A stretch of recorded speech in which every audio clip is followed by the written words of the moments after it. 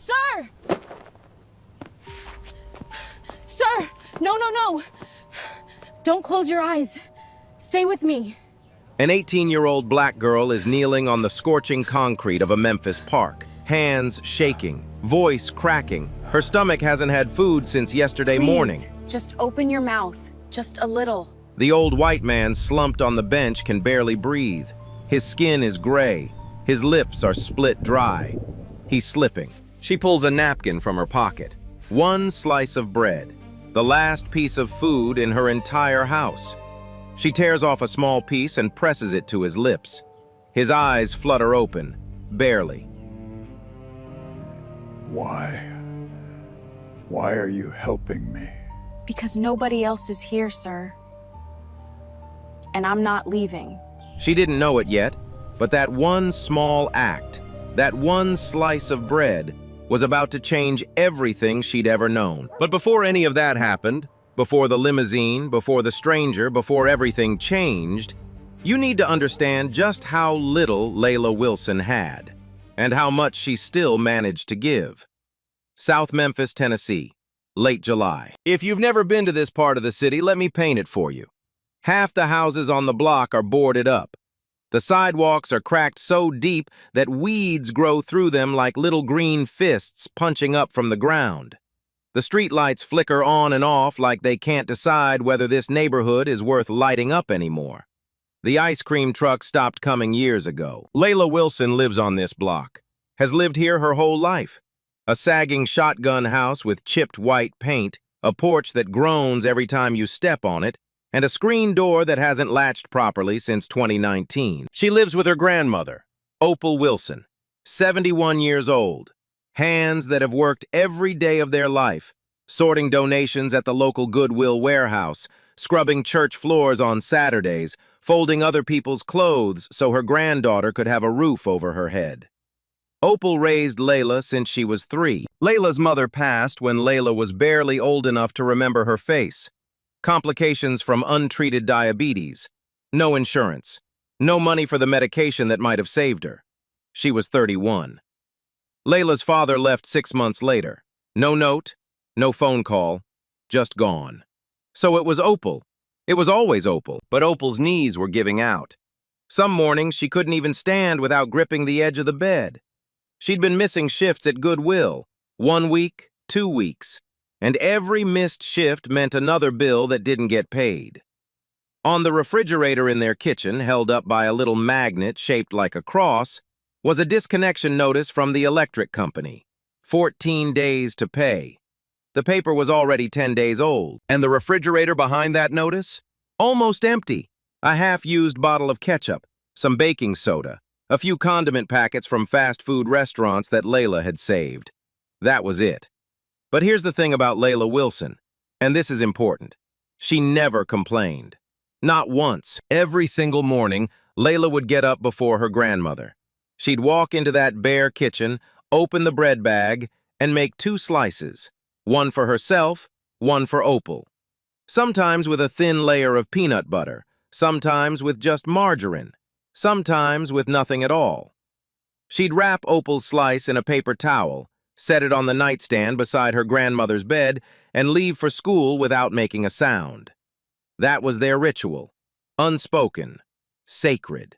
Layla was 18 now, a senior at Westwood High. Quiet, observant, the kind of girl who held the door for strangers and never expected a thank you. The kind who noticed when a classmate didn't have lunch, and would slide half of hers across the table without saying a word.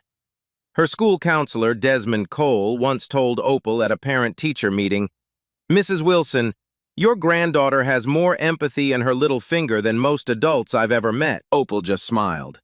That's how we raised her. But Layla had a secret world, too. She carried a small sketchbook everywhere, tucked into her backpack, pulled out on the bus, opened during lunch. She drew portraits of people in the neighborhood, the man who sold fruit from a cooler on the corner, the woman who sat on her porch every evening and sang hymns to nobody in particular, the kids who played basketball with a milk crate nailed to a telephone pole. She drew them all, carefully, lovingly, like she was saying, "I see you, you matter."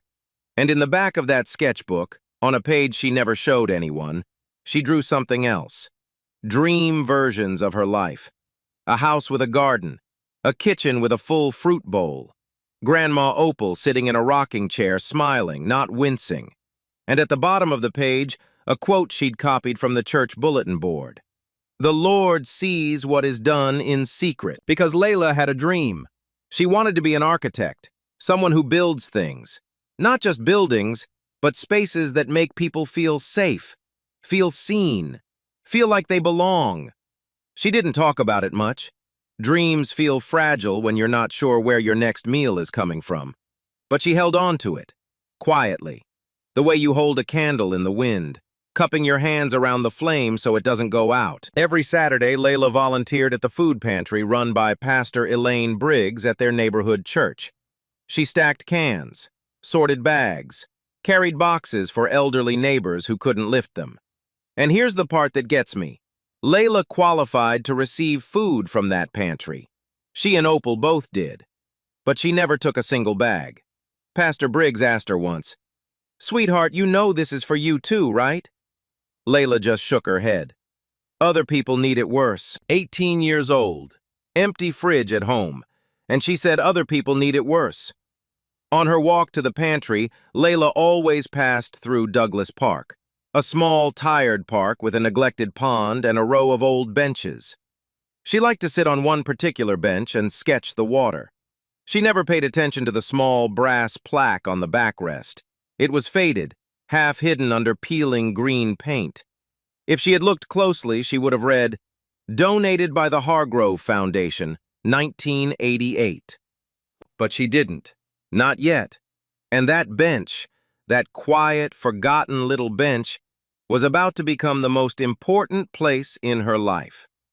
It was a Tuesday afternoon when Layla saw him, and something about the way he was sitting told her this wasn't someone resting. This was someone giving up. But let me back up a little. That morning started like every other morning in the Wilson house, except worse. Opal had a rough night, coughing, joints swollen. She barely slept. When Layla came into the kitchen, she found her grandmother already sitting at the table, hunched over, rubbing her knees with both hands. "Morning, Grandma. I'll make your bread." Opal shook her head. "I'm not hungry, baby. You eat." She was lying. Layla knew it. Opal always said she wasn't hungry when there wasn't enough. It was her way of making sure Layla ate. Layla opened the bread bag. 2 slices left, the last 2. She stood there for a moment, staring at them. Then she made 1 slice with the last scraping of peanut butter, pressed the knife so hard against the jar that it squeaked, and wrapped it in a napkin for Opal's nightstand. The second slice, plain, she folded into another napkin and tucked it into her pocket. "For later," she told herself. But there was no later. There was nothing else, no backup, no emergency stash. After this, the bread bag was empty. The pantry was empty. The fridge was empty. That was it. Schools were out for summer, so Layla didn't have anywhere to be. She thought about going to the corner store to see if Mr. Tatum needed help sweeping. He sometimes paid her a few dollars. But it was too early. The store didn't open until noon. So she grabbed her sketchbook and walked to Douglas Park. Late July in Memphis is brutal. 95 degrees by midday. The air so thick and heavy it feels like breathing through a wet towel. The kind of heat that makes the pavement shimmer. The kind that kills people every summer. Mostly the elderly, mostly the poor, mostly the ones nobody checks on. Layla walked a familiar path through the park, past the rusted swing set, past the pond with its greenish water, toward her bench. But someone was already there. An old man, white, gaunt, slumped sideways against the armrest like he'd been placed there and forgotten. His skin was pale, not just light, but pale. The kind of pale that means something is wrong. A thin line of sweat ran down his temple, even though he was wearing a wool cardigan in the middle of July. A wool cardigan.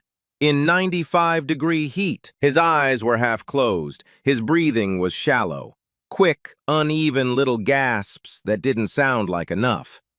A wooden walking cane lay on the ground beside the bench, fallen like it had slipped from his hand.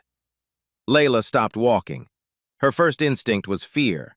She was an 18-year-old black girl, alone in a park. And this was a stranger, an old white man she'd never seen before. Everything in her told her to keep moving. Mind your business. Don't get involved. But then she heard it. A sound.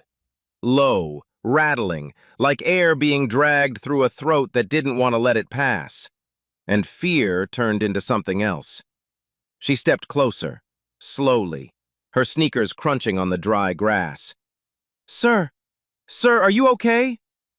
No response, just that terrible breathing. She knelt down beside the bench. His face was right there, close enough to see the deep lines around his eyes, the cracked lips, the way his jaw was slack.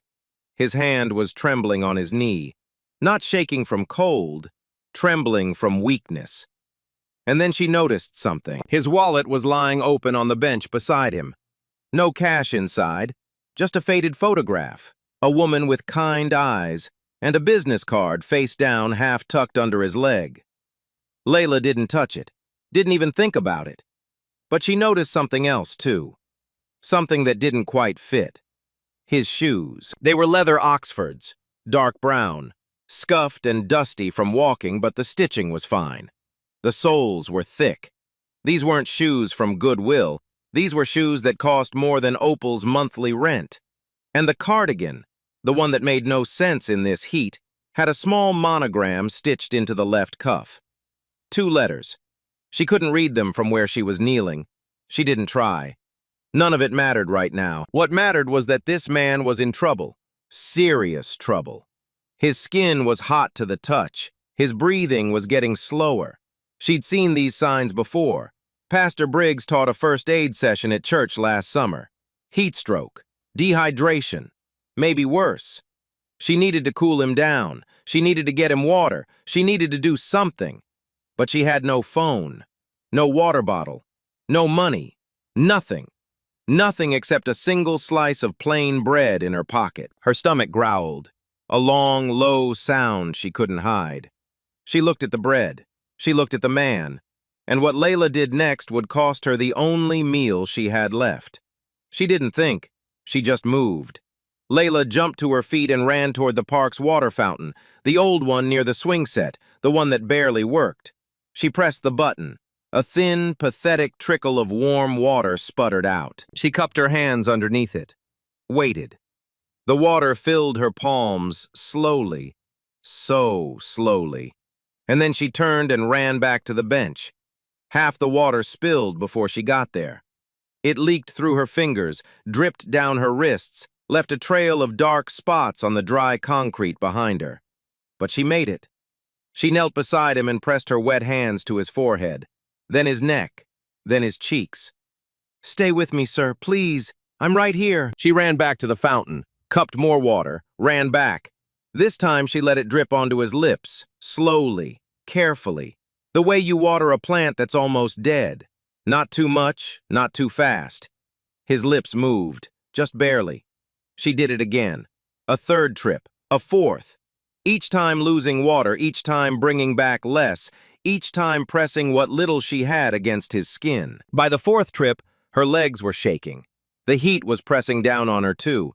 She hadn't eaten. She hadn't had water herself. But she didn't stop. She couldn't. Then she reached into her pocket. The napkin was damp with sweat. She unfolded it carefully. The slice of bread, plain, no peanut butter, slightly squished from being carried all morning, sat in her palm. She looked at it. This was it. The last food in her house. The last thing between her and nothing. If she gave this away, she'd go home to an empty kitchen, an empty fridge, and a grandmother who was pretending not to be hungry so Layla could eat.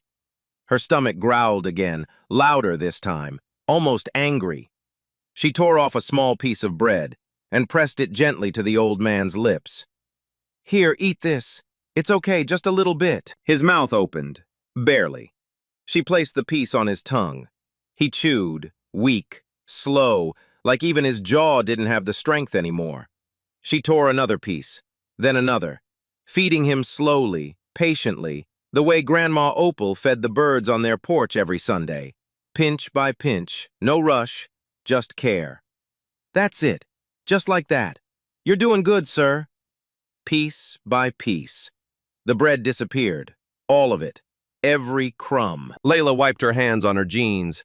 Her stomach was screaming now, but her face was calm, like this was the most natural thing in the world, like she hadn't just given away her last meal to a man she'd never met. And then, his eyes opened. Not halfway, not fluttering, fully open. And Layla saw something she didn't expect. His eyes were ice blue, sharp, clear, startlingly alert, like a light switching on behind frosted glass. These were not the eyes of a confused old man. These were the eyes of someone who was paying very, very close attention.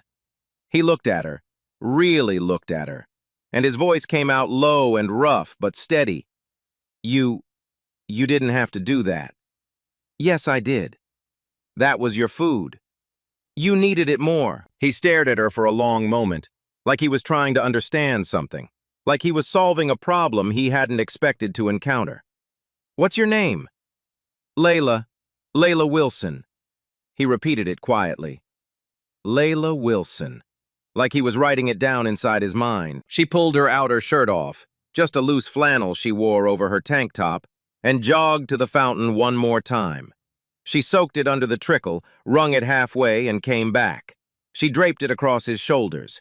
Then she sat down beside him on the bench and started fanning him with her sketchbook. Back and forth, slow and steady. They sat there for over an hour. Layla talked to keep him conscious. She told him about Grandma Opal, how she makes the best sweet potato pie in Memphis, but won't share the recipe with anyone, not even Pastor Briggs. She told him about the pond, how it used to have fish in it when she was little, but they all disappeared one summer. She told him about her drawings. You draw? His voice was getting stronger now. Yes, sir, mostly people. What else?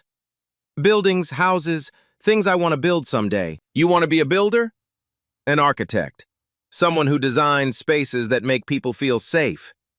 He went quiet when she said that. Real quiet. He turned his head and looked at her, that same sharp blue stare, and said almost to himself, an architect. As the hour passed, his color came back. His breathing steadied. He sat up straighter, and he started asking questions, not the polite throwaway kind, precise questions, specific. You live around here, Layla? Yes, sir. Few blocks that way. Who takes care of you? My grandma. Just the two of you? Yes, sir. You go to school? Westwood High. I'm a senior this fall. What do you want to do after that? I told you, I want to build things. He nodded slowly, like he was checking boxes on a list she couldn't see. The sun was starting its long slide toward the tree line when Layla finally stood up. Sir, I should call 911. Let me find someone with a phone. He raised a hand, gently. No, someone's coming for me. I just wandered farther than I should have today. Layla hesitated. She didn't want to leave him alone. Go home, Layla Wilson. Your grandmother's probably wondering where you are. He paused, then softer. Thank you. For the bread. She picked up her sketchbook, brushed off her jeans, looked at him one more time. You sure you're going to be okay?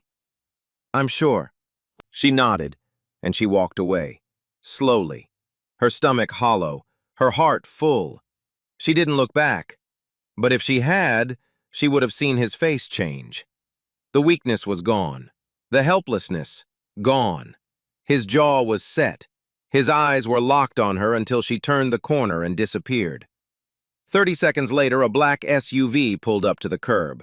A uniformed chauffeur, Ray Sullivan, rushed out and ran to the bench. Mr. Hargrove, we've been looking for you everywhere. The old man raised a hand, calm, steady. I'm fine, Ray. A pause. But I need you to find out everything about a girl named Layla Wilson. Everything. By tonight. Layla went home that evening and told Grandma Opal she wasn't hungry. It was the second lie she'd told that week, and the most generous one. Opal was sitting at the kitchen table when Layla walked in. A shoebox full of medical bills sat open in front of her. Envelopes with red stamps, final notices, collection agency letters. Opal's reading glasses were low on her nose. Her hands were still. She looked tired. Not regular tired. The kind of tired that lives in your bones. "Where you been, baby?" "The park. Drawing." "You eat?" "Yes, ma'am." Opal studied her for a moment.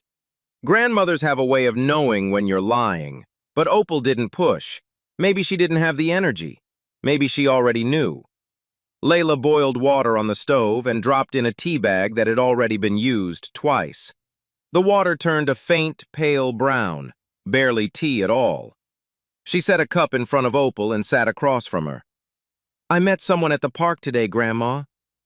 "Who?" "An old man, white man. He was real sick. I think he had heat stroke or something. I stayed with him for a while." Opal looked up. "By yourself?" "Yes, ma'am. There was nobody else around. He couldn't even talk at first." "What did you do?" "I gave him some water, fanned him with my sketchbook, gave him—" She paused. "Gave him something to eat." Opal didn't ask what. She didn't need to. She knew what was in the bread bag this morning. She knew what wasn't in it tonight. She reached across the table and placed her hand over Layla's. "You did right, baby, you hear me? You did right." They sat in the quiet kitchen. The refrigerator hummed. The disconnection notice fluttered under the cross-shaped magnet, and neither of them mentioned dinner. The next morning, day 2, Layla woke up early. Habit. Her body didn't know there was no bread to prepare. She stepped onto the porch to shake out the doormat and stopped. A small envelope was tucked underneath it. White. No stamp, no return address, just her name, Layla, written in careful, old-fashioned handwriting on the front. She opened it. Inside was a $100 bill, crisp, new, and a handwritten note on thick, cream-colored stationery. "For the girl who shared her bread, E.H." Layla's hands trembled. She flipped the note over. Nothing else. She held the $100 bill up to the morning light like it might disappear. Then she walked inside and showed Opal. Her grandmother's eyes went wide. She touched the stationery with her fingertips, running her thumb across the paper. It was heavy. Expensive. The kind of paper that comes from a desk, not a store. "Who's E.H.?" Opal whispered. "I don't know, Grandma. Maybe the man from the park." Opal held the note for a long time, but she said nothing. "Now, listen to me.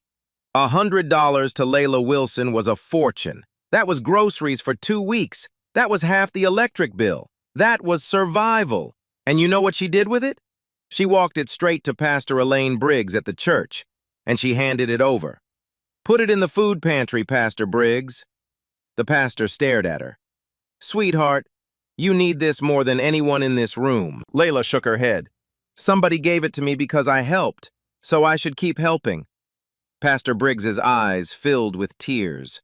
She pulled Layla into a hug and held her tight. Over Layla's shoulder, the pastor looked down at the stationery in her hand.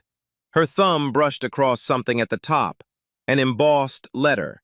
A small, elegant H inside a geometric crest.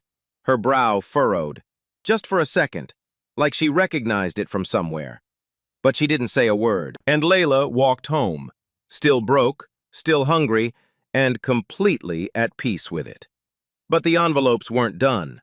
That same evening, day 2, Layla found a second envelope on the porch. This one was different. No cash inside. Instead, a slim, black box. She opened it and her breath caught. A set of professional-grade drawing pencils. 12 of them, perfectly sharpened. The kind she'd only ever seen behind glass at the art supply store downtown.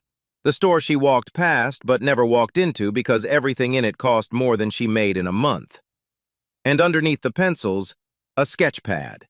Thick, heavy pages. Archival quality paper. The kind real architects use. The note read, "For the architect, E.H." Layla's skin went cold. She hadn't told anyone about wanting to be an architect. Not Pastor Briggs, not Desmond Cole, not a single friend. The only person she'd said those words to, the only one, was the old man on the bench. She sat on the porch steps and stared at the pencils for a long time. The evening air was warm and heavy. Somewhere down the block, a dog barked. A screen door slammed. "Grandma," she called softly, "come look at this." Opal came to the door, saw the pencils, read the note. And this time, she didn't smile. Her face tightened. "Who is this person, Layla?" "I don't know." "How does he know what you want to be?" "I told him, at the park. We were just talking." Opal stood in the doorway for a long time, arms crossed, lips pressed together, grateful but uneasy, like someone was watching her family, and she couldn't tell yet whether that was a blessing or a threat. Day 3, morning. Layla walked to the corner store to see if Mr. Tatum needed help. On her way, she noticed something she hadn't seen before. A black SUV parked across the street from her house. Tinted windows, engine off. It wasn't there yesterday. She slowed down, looked at it, looked away, kept walking. At the park, she went straight to her bench. The old man wasn't there, but something was different. The bench had been cleaned, freshly painted. The old peeling green was gone, replaced by smooth, dark wood. And the brass plaque on the backrest was polished, gleaming, like someone had spent an hour bringing it back to life. Layla knelt down and read it for the first time. Donated by the Hargrove Foundation, 1988. Hargrove. She traced the word with her finger. It meant nothing to her, but right about now, it should mean everything to you. Because somewhere across town, a phone was ringing in Desmond Cole's office, and the person on the other end was asking about Layla Wilson's academic records. Day 3, 2:47 in the afternoon, and a black limousine turned onto Layla's street. Now, you have to understand what this looked like. This is South Memphis. Potholes deep enough to lose a shoe in. Chain-link fences with weeds growing through them. A block where the fanciest car is a 2009 Camry with a cracked windshield. And here comes this thing. Long, black, polished so clean you could see the clouds reflected in the hood. It moved slow, real slow, like it was looking for something. Like it knew exactly where it was going, but wanted the whole street to see it arrive. Kids on bikes stopped pedaling, just froze in the middle of the road with their mouths open. Ms. Henderson across the street was watering her flower bed. She dropped the hose, didn't even pick it up. Water just running across the sidewalk while she stood there staring. Two men sitting on a porch down the block lowered their dominoes and leaned forward. Nobody said a word. The whole street just held its breath. The limousine stopped, right in front of the Wilson house. For a moment, nothing happened. The engine idled. The tinted windows gave away nothing. Then the driver's door opened. A man stepped out. Tall, broad shoulders, crisp gray suit. Ray Sullivan. He walked to the rear passenger door, adjusted his jacket, and opened it. And the man who stepped out made Layla's knees go weak. He was tall, straight-backed, clean-shaven. His white hair was combed neatly to the side. He wore a tailored navy suit, the kind that doesn't come off a rack, the kind that's built for you by someone who knows your name. A silk tie, a pocket square, and in his right hand, a polished wooden cane with a silver handle. He wasn't leaning on it, he was carrying it, like a gentleman, like a man who owned the ground he walked on. His eyes were ice blue, sharp, unmistakable. Layla was inside when she heard the car doors. She came to the window, looked out through the curtain, and her whole body went still. "Grandma," she whispered. "Grandma, come here." Opal shuffled to the window. She looked out. She saw the limousine. She saw the man in the navy suit walking toward their porch. She saw the cane, and the silver handle caught the sunlight, and something on it flashed. A crest, a small letter H inside a geometric shape, the same H that was embossed on the stationery. Opal's hand went to her mouth. She knew that name. Not personally, but the way everyone in Memphis knew it. Edmund Hargrove. The man who built half the commercial district downtown. The man who funded the children's hospital wing. The man whose foundation had a plaque on every park bench, every library wall, every community building in the city. The man who disappeared from public life 5 years ago, after his wife died, after he stopped showing up to board meetings, after he stopped showing up to anything. Edmund Hargrove, 82 years old, founder and chairman emeritus of Hargrove Enterprises. Net worth, $4.2 billion. And 3 days ago, he was slumped on a bench in Douglas Park, barely breathing, while an 18-year-old girl with an empty stomach fed him her last slice of bread. He had wandered 6 miles in the July heat that day. No phone, no water. He'd walked away from his driver, again, the way he'd been doing for months. Aimless, purposeless, walking through the same neighborhoods his company had once promised to revitalize but never did. He was ready to give up. Not just that day, on everything. And then Layla Wilson knelt beside him and said, "I'm not leaving." Opal opened the screen door. Her hands were shaking. The man on her porch looked nothing like the figure Layla had described, the sick, helpless old man on the bench. This man radiated power, wealth, authority. But those eyes, Layla would know those eyes anywhere. She stepped past her grandmother and stood on the porch. "That's him," she said quietly. "That's the man from the bench." Edmund Hargrove looked at her, and he smiled. Not a polite smile, not a formal one, a real smile, the kind that starts in the eyes and takes over the whole face. "Hello, Layla." His voice was different now, strong, full, nothing like the cracked whisper from the park. How did you find me?" Layla asked. "You told me your name. That was enough." Opal gripped the doorframe. You're Edmund Hargrove." "Yes, ma'am, and I owe your granddaughter my life." A second figure stepped out of the limousine. A woman, mid-50s, polished, tailored charcoal suit, leather portfolio tucked under one arm. Her posture was straight, her expression warm but focused, the kind of face that runs boardrooms and doesn't waste time. Nora Hargrove, Edmund's daughter, the current CEO of Hargrove Enterprises. She walked up the porch steps and extended her hand to Opal. "Mrs. Wilson, my name is Nora Hargrove. I'm Edmund's daughter." She paused. "May we come inside? We have something we'd like to discuss with you and Layla."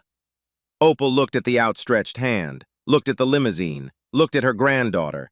Then she opened the screen door, the one that doesn't latch, the one that groans on its hinges, and stepped aside. "Come in," she said softly. "Forgive the house, we weren't expecting company." Edmund stepped across the threshold. His blue eyes moved across the small kitchen, the empty fridge, the shoebox of bills, the disconnection notice under the cross-shaped magnet. He saw everything, and his jaw tightened. Nora Hargrove didn't come with a check. She came with a blueprint. The 4 of them sat at the Wilsons' kitchen table. It was a small table, barely big enough for 2, now holding 4. Opal had apologized 3 times for not having anything to offer them. Edmund waved her off each time. "Mrs. Wilson, please, sit down. We're the ones who should be thanking you." Nora placed the leather portfolio on the table and unzipped it. Inside were printed documents, architectural renderings on heavy paper, and a letter on Hargrove Enterprises' letterhead, the same H crest that had been following Layla for 3 days. "Layla," Nora began. Her voice was calm, professional, but underneath it, something softer, something personal. "My father told me what you did for him in the park. He told me everything, the water, the bread, the hour you spent keeping him conscious." She paused.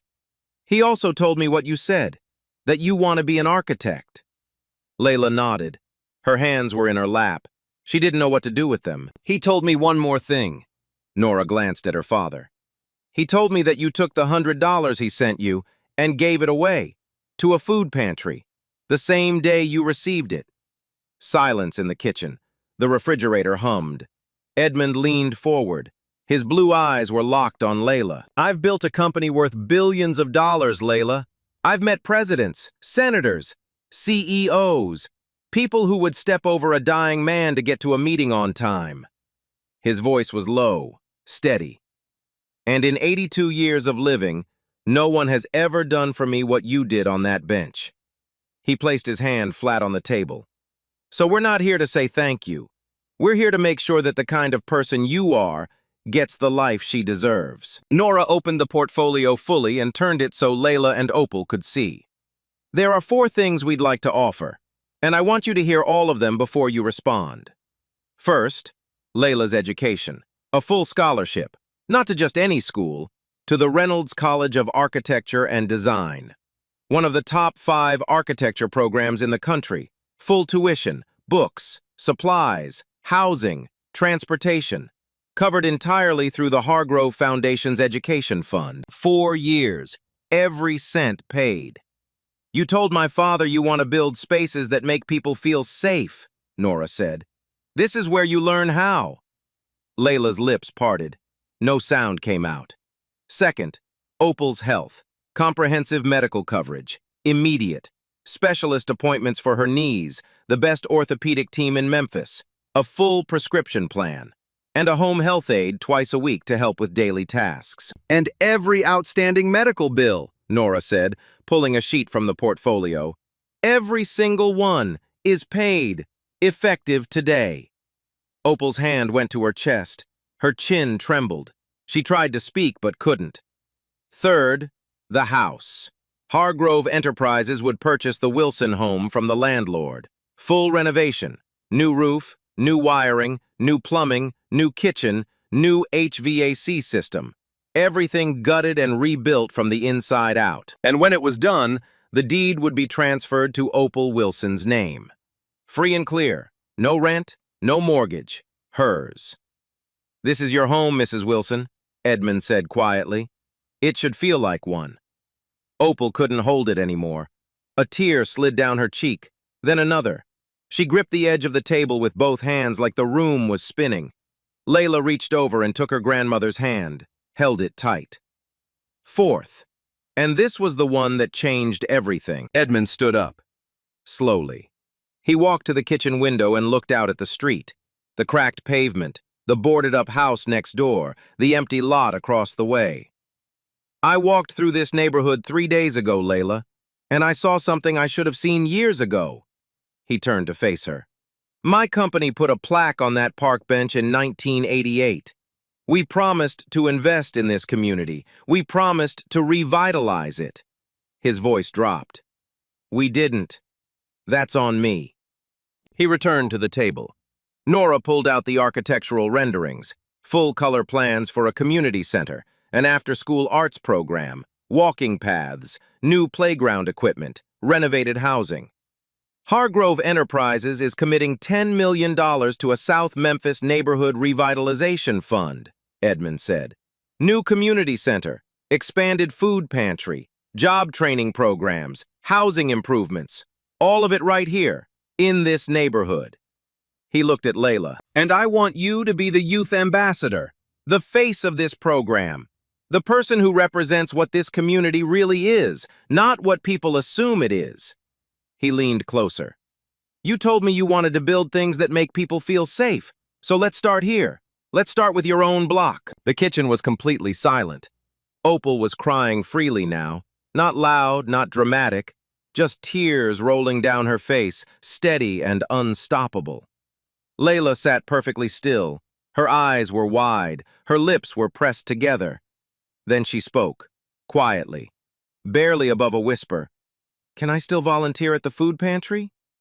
Edmund Hargrove laughed, a real laugh, full, deep, the kind that starts in the belly and fills the whole room, the kind that his daughter hadn't heard in 5 years, not since her mother died.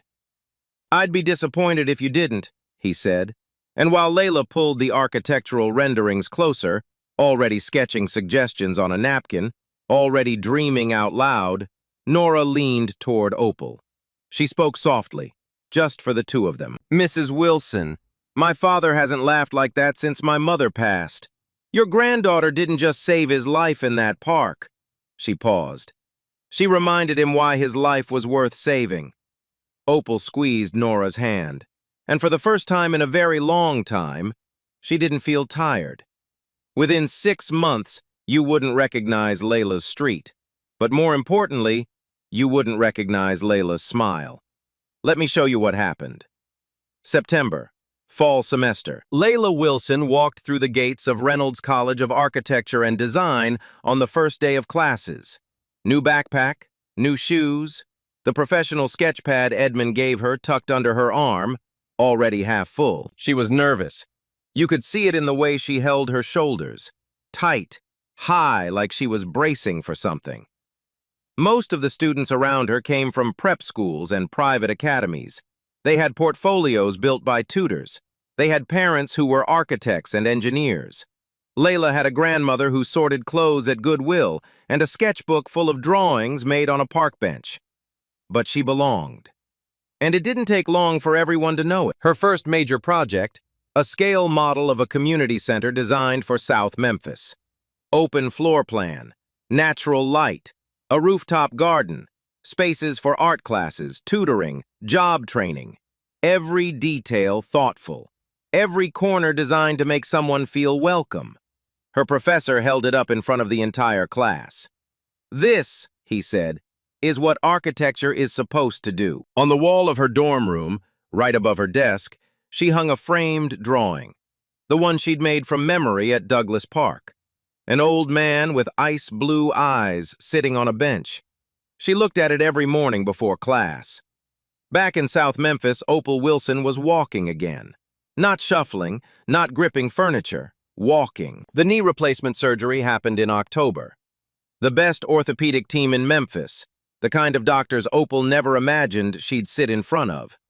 6 weeks of recovery, a physical therapist who came to the house 3 times a week. And one morning in December, Opal stood up from her kitchen chair and walked across the room without touching a single thing for balance. She stopped in the middle of the floor, looked down at her legs, and cried. The kitchen she was standing in, brand new. Granite countertops, a stove that actually worked on all 4 burners, a refrigerator, full, not half empty, not barely surviving, full. Milk, eggs, vegetables, fruit, leftovers in containers, magnets on the fridge door. But they weren't holding a disconnection notice anymore. They were holding Layla's college acceptance letter. The house itself, transformed. New roof, fresh paint, a soft blue that Layla picked out. New porch that didn't groan, a screen door that actually latched. A small garden out front that Opal planted herself. Tomatoes, collard greens, marigolds along the walkway. Neighbors walked by and stopped, stared, not with jealousy, with something closer to hope. Like maybe if this house could change, maybe theirs could too. And they were right, because the $10 million revitalization fund was just getting started. Construction crews broke ground on the new community center in November. And here's what mattered. Most of the workers were hired from the neighborhood. Local hands building a local future. The center was designed with input from Layla herself. She'd submitted sketches to the Hargrove Foundation's architects during her first month at Reynolds. They used 3 of her ideas. 3, from a freshman.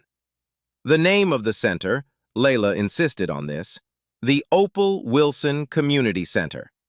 Opal protested. "You put your own name on it, baby." "No, ma'am. You built me. This one's yours." Douglas Park got new playground equipment, new walking paths, new lighting, benches, not just repaired, but added. The kind of park where families actually come now, where kids play until sunset, where old men sit and play chess on Saturday mornings. The story went public in January. Tanya Preston, a reporter from the local news station, ran a segment called "The Girl Who Shared Her Last Bread." 3 minutes long, simple. Just Layla, Opal, and Edmund sitting together in the renovated kitchen, telling the story in their own words. It went viral in 48 hours, shared over 2 million times. Donations poured in from strangers across the country, doubling the revitalization fund. A national morning show invited Layla for an interview. She brought Grandma Opal and Pastor Briggs. The 3 of them sat on that couch under the studio lights, and when Layla told the part about giving away the $100, the host had to pause the interview to collect herself. Pastor Briggs's food pantry, boosted by Hargrove funding and the flood of donations, expanded into a full community kitchen. Hot meals served 3 nights a week, volunteers from across the city.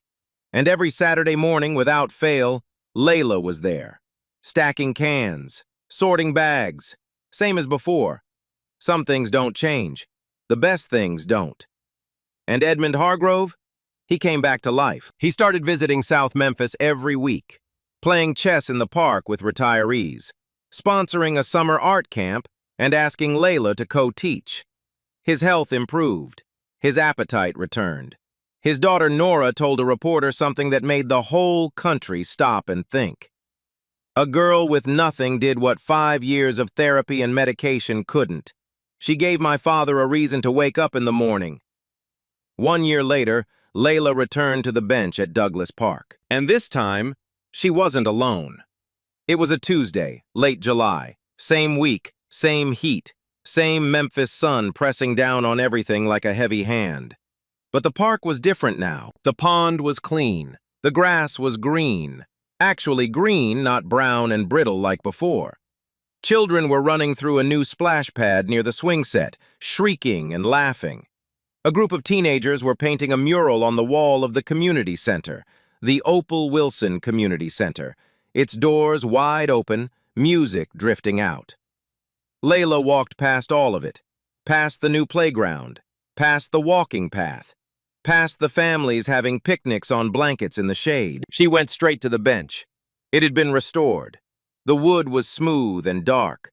The original brass plaque was still there, polished, gleaming. Donated by the Hargrove Foundation, 1988. But now there was a second plaque beneath it, smaller, newer, engraved in simple letters, where a piece of bread saved 2 lives, LW and EH. Layla sat down. She was carrying a brown paper bag. She set it on her lap and waited. 10 minutes later, she heard it. The slow tap of a cane on the walking path. Not heavy, not labored, just steady, familiar. Edmund Hargrove came around the bend. No limousine today, no suit, just khaki pants, a light blue shirt, and that same polished cane, though he barely needed it anymore. Ray Sullivan trailed 20 steps behind, hands clasped, respectful distance, smiling. Edmund sat down beside Layla. Neither of them spoke right away. They watched the pond, the sunlight on the water, the sound of kids laughing in the distance. Then Layla opened the brown paper bag. Inside, 2 slices of fresh bread, peanut butter, the good kind, not the last scraping from an almost empty jar, the kind you buy when your fridge is full and your grandmother is healthy and your life has space in it for small, beautiful things. She handed 1 slice to Edmund. He took it. They ate together, in silence, the way people do when words aren't necessary, when just being beside someone says everything. This had become their ritual. Once a month, bread on the bench. Sometimes they talked about architecture, sometimes about Opal, sometimes about Edmund's late wife. Sometimes they didn't talk at all. Then, a small voice. "Hey, mister?" They both looked up. A boy, maybe 8 years old, standing a few feet away, skinny, shorts too big for him, holding a granola bar in one hand. He was looking at Edmund, elderly, resting, cane at his side, with wide, serious eyes. "You want this? You look like you might need it." Edmund looked at Layla. Layla looked at the boy, and she smiled, the kind of smile that starts slow and takes over your whole face. Edmund took the granola bar, held it gently, like it was worth more than anything he'd ever been given. "Thank you, son. What's your name?" The boy told him, and just like that, quietly, simply, without fanfare, the circle began again. Wide shot, the park, the laughter, the mural half finished on the community center wall, the pond catching the last golden light of the afternoon, and Layla Wilson, sitting on the bench where everything started, opening her sketchbook to a brand new page. You know, I've told a lot of stories on this channel.